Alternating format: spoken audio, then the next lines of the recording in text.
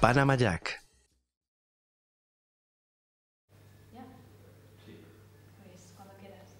¿Cómo le llegó el proyecto y qué le hizo aceptar participar en Green Lantern? How did the project reach you, and what made you decide to take it? I had just a general meeting with Martin Campbell. I didn't know it was even about Green Lantern.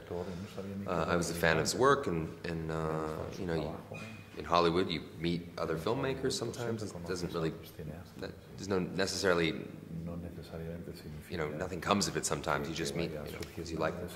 And he showed me some of the artwork from Green Lantern, and I was pretty fascinated by it. And then, you know, the next thing I knew, I was the Green Lantern. So, yeah. ¿Conocía al personaje antes de empezar el proyecto? ¿Era seguidor? Were you a follower? Did you like the Green Lantern? Did you know Green Lantern before beginning the film?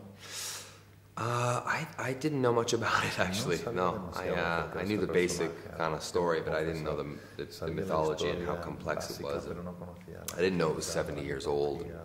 It had been around for forever, so I had to learn a lot once I actually got going on the project. I had to read a lot of comic books.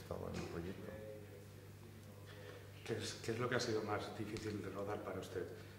¿Las escenas de vuelo, tanto como personaje como en el avión, o imaginar que llevaba un traje que no estaba ahí? What was harder for you, to do the flying scenes, both where you flew and where you flew a jet, or doing the scenes where you had to imagine that you were wearing a suit that you weren't wearing? The imagining the suit I wasn't wearing, that was bizarre. I spent 6 months staring at nothing but tennis balls and green walls. So that was difficult, you know, particularly after a few months. Your eyes start to burn staring at that color after a while. Cuando ha asumido este proyecto, desde el principio había planes para una secuela, tienen planes para una continuación de la película. When you joined were there already plans for a continuation, for a second? I think almost every studio that does a movie on this scale has intentions of continuing with more, but you know, you just never know. I mean, I still don't know if we're going to do another one after this. Si no recuerdo mal, esta es su tercera película en un personaje, una película basada en un cómic. ¿Cómo le ha ayudado esa experiencia previa a enfocar el rodaje de Green Lantern? If I'm not mistaken, this is the third character that you do that is inspired in a comic book. How did the previous work that you did help you, take this one on? I don't think it helped so much. I just, you just kind of, take each character as it comes, and this character is so vastly different than Deadpool or the stuff I did in Blade. So it's you have to. It's really a genre unto itself. I don't really see it as anything more similar than that. It's superhero movies are a genre.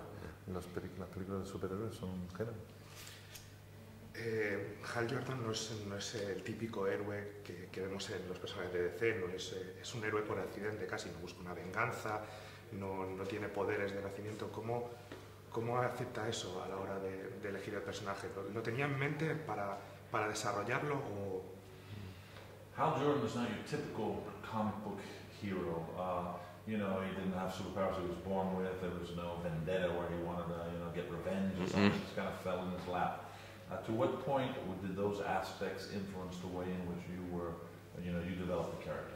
Oh, well, I like that he's just an ordinary guy, I mean, I like that he's vulnerable. I like that he's kind of a reckless, arrogant asshole when we meet him. And then, this gift he's given by this dying alien is more than just a ring. It actually represents humility for him and a sense of purpose that he didn't have before. So those are the qualities I really was attracted to when I first learned about the project. ¿Qué planes de futuro tiene? ¿Le veremos en la mencionada adaptación del personaje de Deadpool en cine? Deadpool? Deadpool, sí. What's up for the future? Will we see you in the, they've been talking about the new version of Deadpool? Yeah, that's being worked on as we speak right now.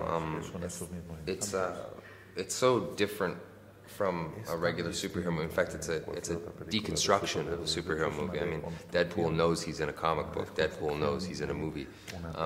So in some ways, it's kind of almost a parody of superhero movies, but at the same time, he has his own tragic story. I mean, I always say it's a bit of Phantom of the Opera meets Airplane meets Caddyshack.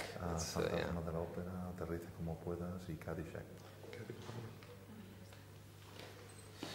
Jesus. Thank you very much.